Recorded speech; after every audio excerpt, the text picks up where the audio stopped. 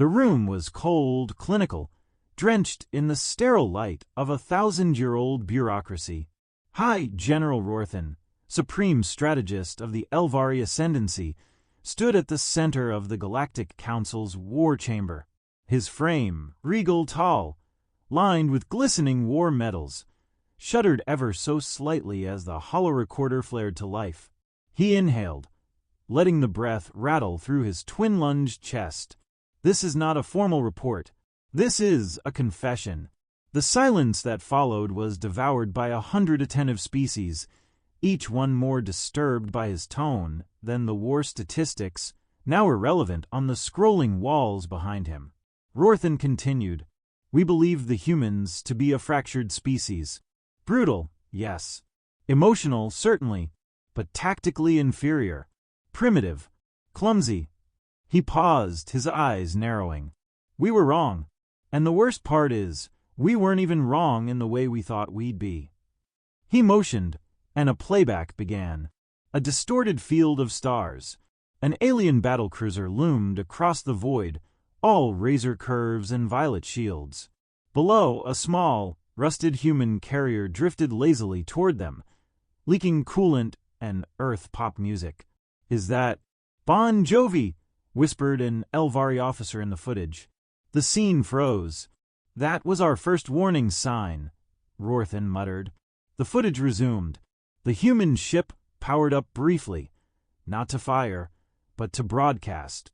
Not comms, not a threat, just a woman. She appeared on every monitor aboard the Elvari fleet. She wasn't in uniform. No battle armor. No medals. Just a hoodie, one side of her head shaved, the other tangled. A half-eaten snack in one hand. "Hi," she said brightly. "I'm Commander Jane Moretti. You violated the Sovereign Expansion Accord by about, 8 light-years, and you're squatting in a human-claimed sector. That's rude." The crew laughed. They thought it was a joke, a bluff. One of their interpreters even giggled. "She's adorable." Then Jane leaned closer to the camera, expression darkening. "You've got 60 seconds to leave before we throw the biggest temper tantrum in the galaxy. You don't want to see how messy we get." She winked. The feed cut. Rorthan hit pause on the footage. They were sending her as a peace gesture, a warning with a smile. "We didn't listen. We were the Ascendancy. We don't get warned." Another clip played, battle footage this time. The human ship launched no traditional weapons. Instead, they released drones disguised as debris. Half of them played old movie quotes to confuse targeting AI. The other half hacked comms, bouncing coordinates in meaningless patterns. When the first plasma lance struck back at the cruiser, it came from a ship they didn't even know was there. The humans used phase cycling. Rorthan's voice dropped.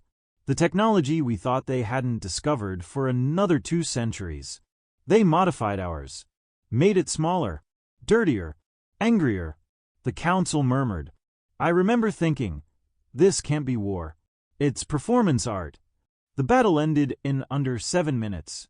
The cruiser disabled. Half the crew stunned. The rest trapped in AI feedback loops. And at the center of the aftermath, Jane, floating in a drop pod just outside the cruiser, eating trail mix and humming. They disarmed us with personality, and then destroyed us with improvisation. Rorthan took a step forward. I requested a full psychological profile on her. What I got back was unsettling. She graduated military academy after a bar fight turned into an impromptu strategy session. Her record was chaotic. Demoted 4 times. Commended 5. Once disarmed an enemy general by making him laugh until he passed out. He paused. We mistook chaos for incompetence. The council stirred, a few leaning forward, intrigued. One representative from the Alex Confederation whispered, "What is she now?" "She commands the 3rd Human Intercept Division, informally known as..." Rorthan's mouth twitched. "The Bad Moms Club." Stifled gasps. "We captured one of their troopers. She said they operate on 3 principles. 1. No plan survives contact with the enemy. 2. Always have snacks. 3. If you're out of snacks, you are the weapon. The hologram changed. Surveillance footage this time. A recon drone's final recording before it was devoured by a nanocloud. The image focused on Jane Moretti again. This time, she was leading an assault on an Elvari outpost. She'd spray-painted her combat armor with glitter. One of her lieutenants wore a tiara. "Commander," the footage crackled. "They're taking defensive positions behind the main spire." Jane didn't respond right away. She was setting down a boombox. "I'm in a Taylor Swift mood today," she said calmly. "Let's dance, boys." What followed was carnage. Not from brute force, but from psychological deconstruction. The enemy expected military formation, coordinated strikes. Instead, they got erratic movement, improvised cover, weapons fired from under shields. Jane's forces faked injuries, flirted over the comms, threw decoy cupcakes into trenches. "They weaponized unpredictability," Rorthan muttered. "Their tactics weren't tactics. They were emotion in motion, fluid, unreadable." One of the council elders frowned. "What about your AI predictive systems?" "We disabled them." Rorthan's voice dropped. "They broke, not from hacking, from trying to understand her." More murmurs. He leaned forward, voice low. "Do you know what an Elvari seer feels like when their future mapping grid fails? Terror, like watching time melt. Jane Moretti taught our seers how to fear." A flicker of a smirk danced across his face, then died. "I sent 4 more fleets after her. I tried orbital bombardments, ambushes. I sent assassins. Each time, she made us look like fools. One squadron found themselves trapped inside their own war game simulator. She'd redirected their navigation systems into an infinite loop of training drills." Rorthan gestured. "We tried to beat her with logic, but she feels faster than we think." The holo shifted again. One of his final attempts. A stealth team sent to Earth itself. The screen showed silence. Snow. A small house on a wooded hill. Holiday lights. 2 kids building a snowman. And Jane, stepping out onto the porch with a cup of coffee. Her eyes tracked the drone instantly. She raised her mug in salute. The drone's feed cut out. Black static. She knew we were watching. She knew before we did. The council was dead quiet. Rorthan straightened. "I once believed war was a science, that the best minds, the calmest strategies, would always prevail. But Jane Moretti doesn't do science. She does art. She paints with chaos and sculpts with madness. And every move she makes turns our order into rubble." He touched his chest plate. "And I'm starting to wonder if that's how humans win. Not by strength, not by logic, but because they don't need either. They win by being too human to predict." A smaller species representative piped up. "Surely she is unique? An anomaly?" Rorthan turned, slowly. "We thought so, until we met her squad. Until we realized every woman in that unit fights like she's teaching you a lesson you'll never forget." He let that sit in the air like smoke. "We don't fear their weapons. We fear their will, their laughter, their care. When a human woman decides you're the enemy, she doesn't just aim to defeat you. She aims to change you, to make you better, or leave you ruined." Another counselor stood. "What are you proposing?" Rorthan stared at them, unblinking. "I'm proposing surrender, or diplomacy, or hiding. Anything that keeps us from being in her line of sight ever again." He closed his eyes briefly. "I once called humans primitive, but I've learned something terrifying." "What is that?" the elder asked softly. He opened his eyes. "That Jane Moretti is not Earth's greatest weapon. She's just the first one we noticed." The silence that followed was so deep, even the AI recorders held their breath. Then the feed cut to black, and a single line of audio remained. Her voice, clear, amused, electric with confidence. "Oh, honey, that wasn't even my final form." The room reeked of overconfidence. Strategist Porkle of the Elvari Third Armada stood hunched over a holographic war map, his long fingers tapping in perfect rhythm. Behind him, warlords and tacticians whispered, forming tight clusters around curved control terminals. Overhead, the translucent image of Earth rotated slowly, marked with red pulse points and tactical overlays.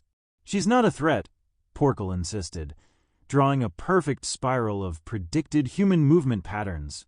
"She's a statistical outlier, a novelty, one that will not repeat." Rorthan watched from the shadows. He didn't speak.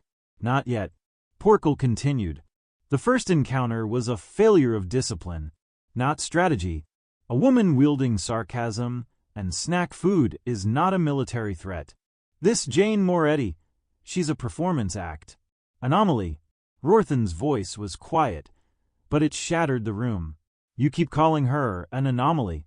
I call her a doctrine." Porkle scoffed. "Doctrine requires discipline." Rorthan's eyes didn't blink. "She has something better. Chaos." The room shifted. An AI unit floated overhead and projected recent footage, blurry, smoky, interspersed with static. The aftermath of a failed containment op. 3 Elvari elite squads wiped from existence within 6 minutes. Target: Jane Moretti. Result: total obliteration. The final clip showed Jane emerging from the smoke, dragging a stunned Elvari soldier by the ankle while humming the Fresh Prince of Bel-Air. "She's toying with us," someone whispered. "No," Rorthan corrected. "She's studying us." The council had sent Porkle to solve the Moretti problem. Now, under Rorthan's withering glare, he realized he'd been sent to learn humility. Aboard the human ship Dust Bunny, not a warship by design, but a retrofitted exploration cruiser retrofitted with sarcasm and death, Jane stood in front of her squad, slapping a whiteboard with a marker and zero formality. "All right, psychos, let's talk chaos," she said, her eyes twinkling beneath the fluorescent glow. "Rule 1. If you follow the plan, I will assume you're concussed. Rule 2. Confuse the enemy. Rule 3. If you can't confuse the enemy, confuse your teammates." Laughter. "Except from any. A woman in her 60s, wearing a leather apron and holding a plasma cutter like a purse dog." Andy never laughed. She only raised one eyebrow, and that was enough to make grown men apologize for existing. Jane walked over to the viewport, watching Elvari ships arrange themselves into a staggered pincer formation. "See that? They're playing 4D chess." She sipped her coffee. "Good thing we brought Monopoly." The fleet outside was pristine. Elvari formations curved through space like ballet routines, flawless, synchronized, algorithmically perfect. Jane's plan: fly directly into the middle, scatter, flip the table. On the bridge of the lead Elvari ship, Porkle tightened his hands behind his back. Engage phalanx maneuvers. Seal corridors. Divide their forces. Contain. Rorthan stood nearby, expression grim. "Don't underestimate them. She has no strategy. She is the strategy." Porkle raised an elegant brow. "Surely you don't believe that." Rorthan said nothing, just nodded to the holofeed. On screen, the Dust Bunny didn't fire a single shot. Instead, it projected 20 identical holograms of itself, each spiraling in random patterns. Inside, the illusions were drones. The drones emitted sound, random lines from Earth films, human laughter, and at one point, the unmistakable intro to The Lion King. Elvari targeting AIs began flagging everything as both threat and non-threat. Redundant logic loops erupted across the fleet's command hierarchy. Officers hesitated, fingers frozen over weapon activations. Then came Phase 2. Jane launched what looked like a cluster of garbage bags from the rear cargo bay. Bags filled with metal shards, rogue code fragments, and scent bombs. "What is that?" an Elvari officer asked. "Unknown. Unsanctioned. Irregular." The bags detonated, not explosively, but psychologically. Each released thousands of subsonic pings. To humans, harmless. To the Elvari, whose neural pathways synced partially with acoustic rhythm. Complete mental short-circuit. Commanders clutched their temples. Ships swerved. Drones misidentified allies as enemy code. Porkel's mouth hung open as his flagship began rotating backward. Jane watched the mayhem from her bridge and turned to Auntie. "You think that's enough?" Auntie snorted. "Send the cookies." A small launch pod jettisoned from Dust Bunny. Inside, a basket of cookies, warm, wrapped in foil. They landed on the Elvari cruiser's main deck. A note was attached. "You fight pretty. Let's do lunch sometime." The cookies exploded into confetti and glitter. No casualties, just humiliation. Porkel snarled. "This isn't war. This is mockery." Rorthan sighed. "That is the war." He stepped forward and pointed to the bridge where Jane reclined in her chair, one leg over the armrest, humming, updating a spreadsheet mid-battle. "She's rewriting the rules as we speak." Jane didn't fight for glory. She fought to win, and winning to her meant destabilizing every expectation the enemy had. Confusion was her ally. Predictability, her enemy. "Commander," her pilot called. "Phase ships en route from flank. Should we divert fire?" "Nope." Jane tossed him a juice box. "Divert memes." 30 seconds later, the Elvari flank received encrypted files filled with Earth historical videos, celebrity cooking tutorials, and a repeated image of a cat with a toaster on its head.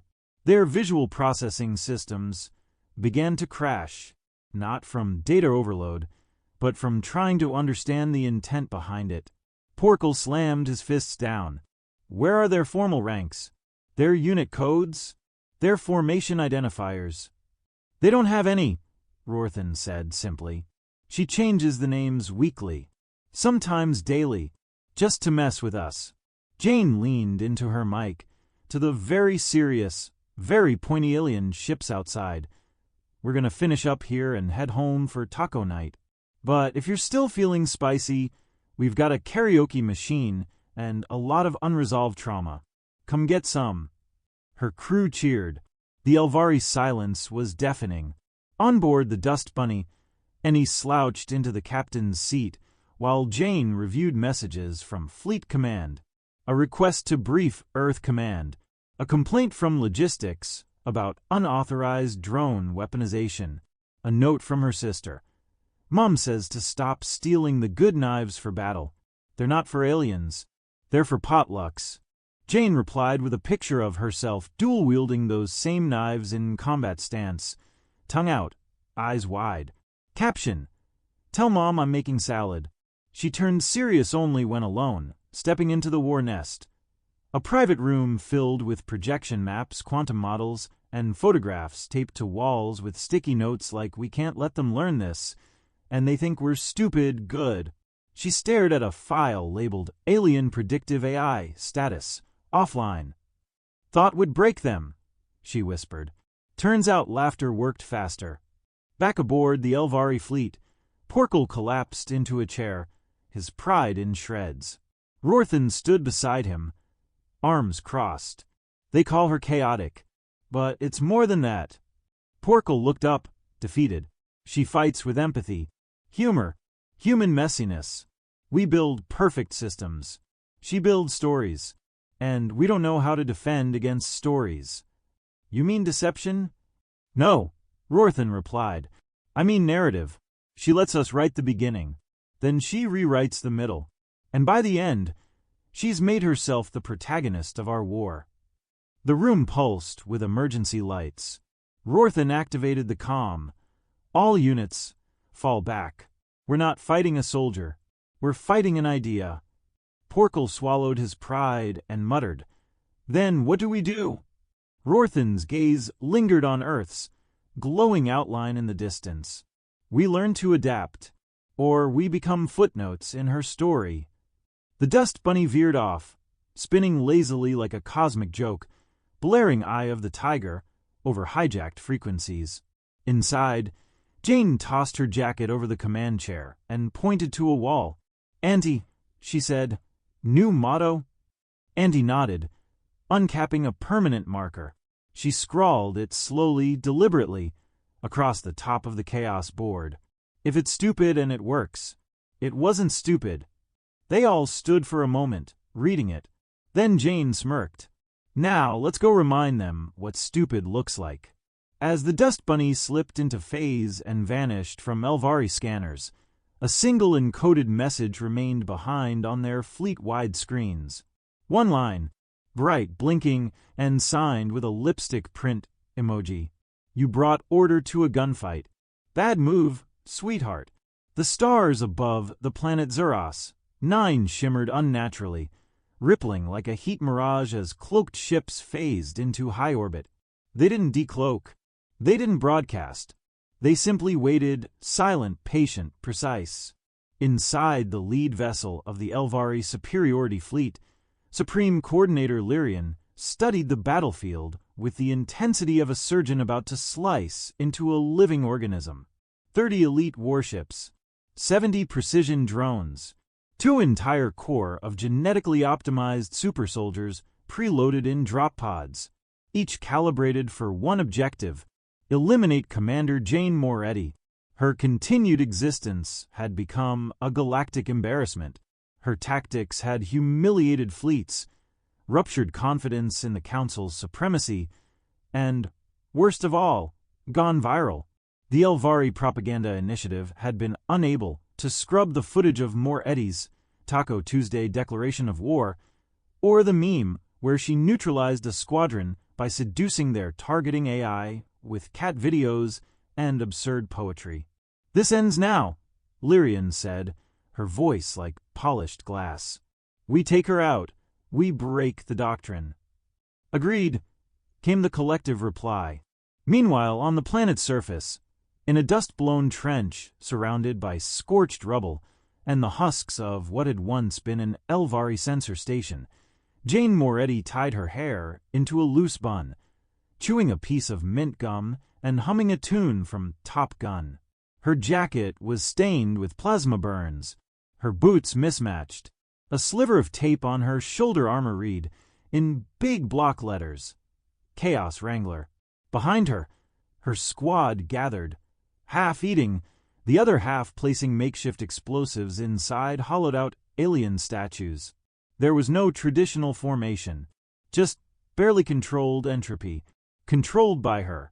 Auntie sat nearby on a folding chair she dragged out of the dust, polishing a massive shotgun with the slow, deliberate grace of someone who once took out 3 enemy officers while simultaneously fixing a toaster. "Scouts report 20-plus cloaked signals in upper orbit," said Reese, her recon officer, glancing up from a scrambled drone feed. "Looks like the Elvari brought their Sunday best." "Perfect," Jane replied, standing up and stretching like she'd just woken from a nap. "Did we remember to bake them something?" "Got cupcakes in the mobile oven," Andy said, clicking her shotgun shut. "Red velvet, with sprinkles." Jane grinned. She wasn't reckless. She was deliberate chaos. And this kind of overkill from the Elvari was a gift, because when the enemy came at her with everything, it meant they had nothing left to adapt to what came next. At that moment, the sky peeled open with silver streaks. The drop pods rained down like vengeance made metal, screaming through the atmosphere with pinpoint precision. Each one carried a genetically modified Elvari super soldier, faster, stronger, devoid of emotion, and immune to most conventional warfare tactics. The humans didn't fire a single shot as they landed. Instead, a slow melody began echoing across the valley. "Whitney Houston, I want to dance with somebody." The Elvari pods opened, their warriors emerging in unified sync, weapons raised. Then they saw them. Human soldiers, dressed like they'd wandered in from a backyard barbecue. Some wore aprons. Others held power tools. One of them was juggling plasma grenades. Another wore fuzzy slippers and wielded what appeared to be a blender hooked to a car battery. At the center of it all stood Jane, hands raised. "Hi there," she called out sweetly. "I know you're all genetically engineered to win, but I have 3 very powerful weapons on my side." "Silence." She held up one finger. "First, caffeine. A second finger. Second, spite. Third finger. And third." She gestured. Andy lobbed a cupcake at the lead soldier. It splattered harmlessly on his chest. It emitted a tone, then detonated into a glitter storm laced with destabilizing nanotech. Half the squad's visors fogged. The rest were hit with neurological feedback loops as their combat programming clashed with completely illogical stimuli. Clown horns, fake children crying, and a video of a duck performing stand-up comedy in 7 Earth languages. Jane charged forward, not with a gun, but with a purse. It was oversized, bright pink, and swung with the weight of a mini black hole generator fused to a kitchen mixer. She slammed it into the lead soldier's helmet, which crumpled inward with a sound like a gong being murdered. "Hold my purse!" she yelled, hurling it to Anti mid-spin. "I'm going full PDA." What followed wasn't a battle. It was a meltdown. Every traditional strategy the Elvari employed collapsed under the sheer absurdity of human chaos. Their troops, engineered to respond to predictable threat trees, were being mocked, pied, seduced, and sabotaged. One squad was led into a trap using nothing but a trail of Doritos and pictures of shirtless 90s heartthrobs. Another squad was taken down by a single human operative who faked a wedding proposal and then kicked a bomb into a hover tank. And Jane, she danced through the battlefield, shouting movie quotes, offering unsolicited advice, and screaming plot twist before detonating another wave of misdirection bombs. From orbit, Lyrian watched the chaos unfold with widening horror. "These readings aren't possible," one technician stammered. "They're not even using full firepower. They're improvising." "She's reshaping the fight mid-battle," another muttered, "turning every strategic assumption into a liability." "Do we engage full orbital strikes?" a weapons officer asked. Lyrian clenched her jaw. "No. She wants that. That's bait." And she was right, because Jane had installed mirror hack satellites across Zaros 9's atmosphere, tricking Elvari orbital weapons into targeting their own fleet signatures. That's when Jane sent the message. A short, encrypted burst directly to the Elvari command vessel. It contained only 4 words. "This is the rehearsal." Lyrian paled. She knew what that meant. This wasn't the full fight. Jane Moretti had treated the largest Elvari offensive in a decade as practice. A warm-up lap. A tactical comedy show. "We have to leave," Lyrian said, her voice hollow. But before she could initiate retreat, the dust bunny reappeared, fully decloaked, hovering in low orbit. On its hull was painted, in neon, the words, "Mom said clean your room." The dust bunny deployed a final wave of drones, not to attack, but to deliver glitter bombs, tacos, and human mixtapes into every remaining Elvari drop site. Then Jane spoke over the universal broadcast. "Hey, sweethearts," she purred. "I appreciate the visit, but I've got a nail appointment and a Dungeons and Dragons session later. So if we could wrap this up." The Elvari fleet didn't respond. They were paralyzed. Jane's troops stood victorious, without ever fighting a normal battle. They had won through disorder, absurdity, and sheer cultural disorientation, because the Elvari didn't understand that emotion was a weapon, that chaos was a shield, that a woman with a purse and too much caffeine could be more dangerous than 1,000 warships with perfect plans. As the Elvari ships began retreating, some voluntarily, others because their own systems turned against them, Jane turned to Auntie and Reese. "That go okay?" Reese shrugged. "I mean, We didn't completely destroy them. Just emotionally. And he looked at her shotgun, frowned. Didn't even get to use the new ammo. Jane tapped her comms. Get the team together. Round table in 15. For what? Reese asked. Jane smiled. We're rewriting the playbook. Back aboard the Dust Bunny, Jane entered her command room. The walls were plastered with new ideas, doodles, post-its with wild plans and insane names. Operation Gaslight, Gatekeep Girlboss. Project Oprah. Mission Snackpocalypse.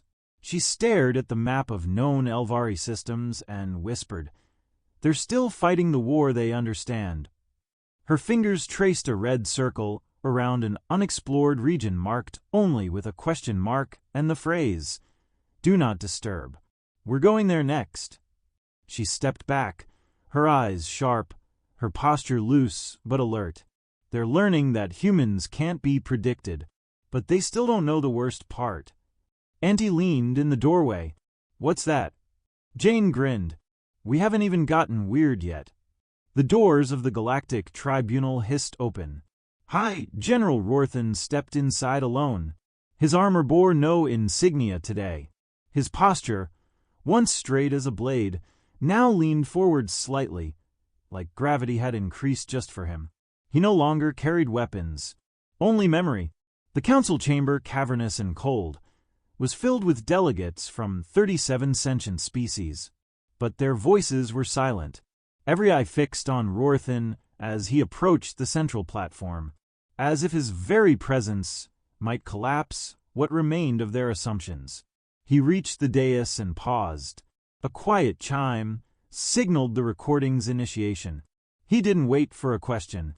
"I am here to surrender."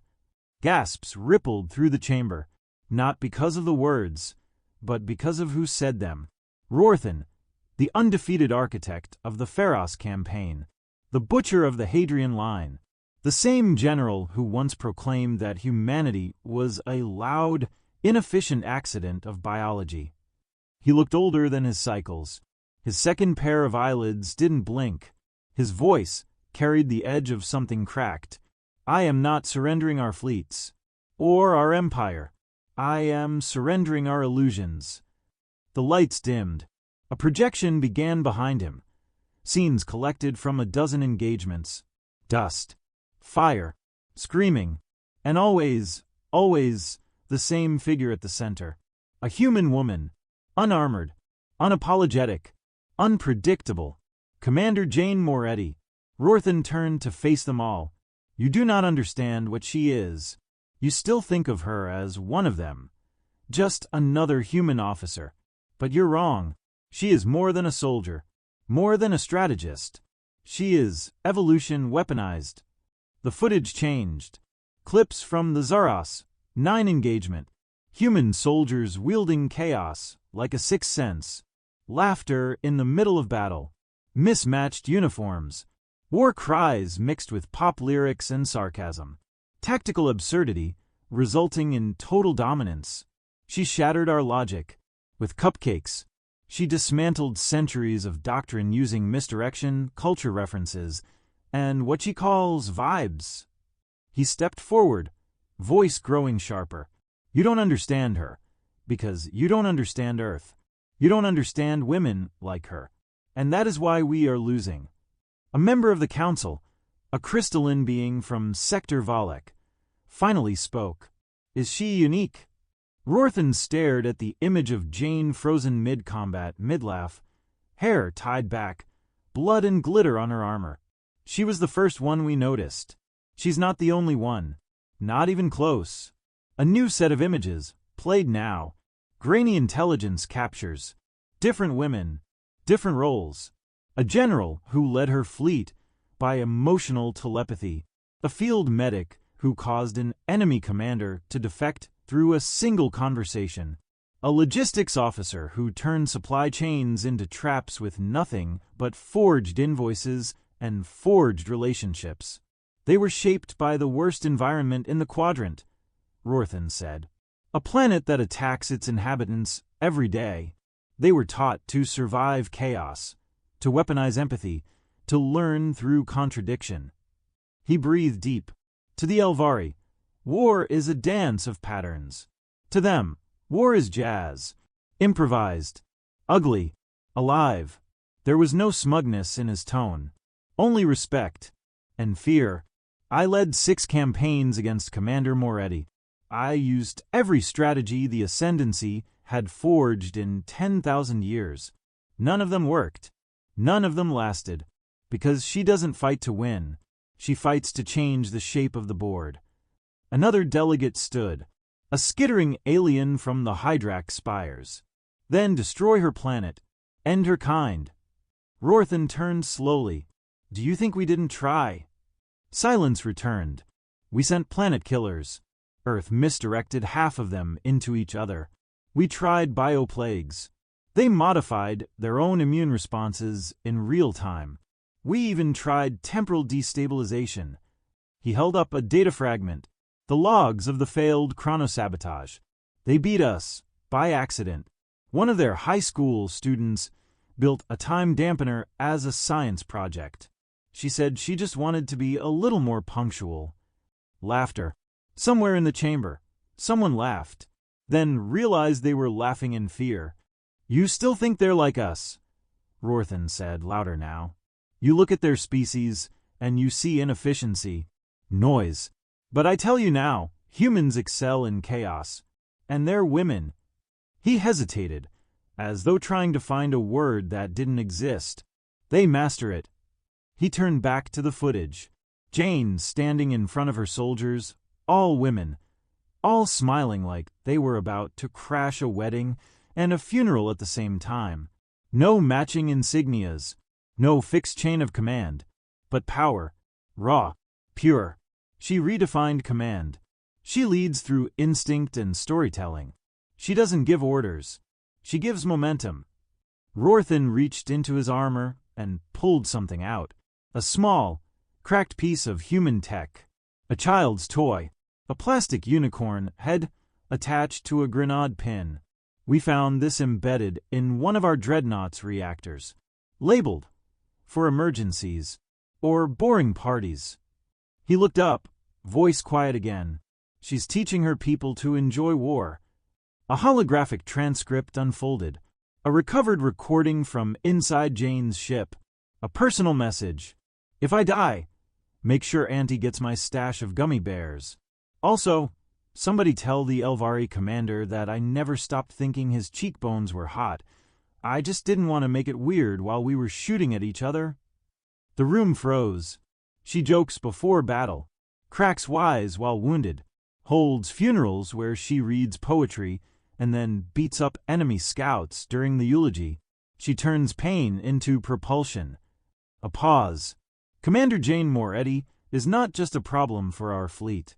She is a paradigm shift in what it means to be a threat. One of the delegates tried to object, but surely she can be predicted, simulated, reduced. Rorthan shook his head. You can't reduce chaos. You ride it, or it eats you alive. A final image played now. Footage intercepted from a Black Ops spy drone. Jane alone, sitting on a ridge overlooking the battlefield, arms around her knees, singing, softly, off-key. It wasn't a war song, just something human, intimate, a woman unwinding. And then she turned, looked directly at the drone, smiled and whispered, "Still watching? You poor things." The drone melted 10 seconds later, from a virus embedded in her voice. The chamber was silent. Some were pale, others visibly shaken. Rorthan leaned on the podium. I came here not to beg, not to gloat, but to warn. He raised his hand and pulled up a galactic map. One part was pulsing red. She's moving. We don't know where. But her team has split. Cloned the Chaos Doctrine. Spread it. They're already inside half our systems. Disguised. Embedded. Teaching others. One last pause. This is not the end of a war. It's the beginning of a new one. One we're not prepared for. One no one is prepared for. He looked to the assembled species, empires that had ruled for millennia. You built weapons for control. They turned tea kettles into orbital minds. You train soldiers to follow orders. They train soldiers to break the rules strategically. You think emotion is weakness. They weaponized it. With glitter, with love, with fury. His voice dropped to a whisper. You call them soft. I used to as well, until I watched them dismantle our fleets while mourning their dead. Until I saw her smile as we launched our final assault. That was the moment I broke. The silence was unbearable now. A final delegate stood. So, what do we do? Rorthan looked up. I don't know. He paused. But I know this. He turned back to the last still of Jane Moretti, hair windswept, dirt smudged, smiling like she knew something the rest of the universe hadn't figured out yet. She isn't Earth's greatest weapon. She's just their proof of concept. And with that, Rorthan stepped away from the podium, the screen still glowing behind him. No applause, no verdict, just the sound of galactic certainty crumbling into the void, far from the council chamber, aboard a cloaked vessel drifting near an uncharted system. Jane leaned against a railing, sipping cold coffee from a cracked thermos. The stars shimmered in the distance like nervous eyes. Do you think they got the message? Reese asked from beside her. Jane smirked. Oh, they got it. She held up a datapad showing live council feeds. The words, "She's coming," trended in 400 alien dialects. Jane tilted her head, thoughtful. Now, she said, we see if they can learn. She turned back to the stars, because the universe just found out the hard way. She slipped on her sunglasses. Human women don't start wars. We finish them. And with a flick of her fingers, the ship jumped to phase.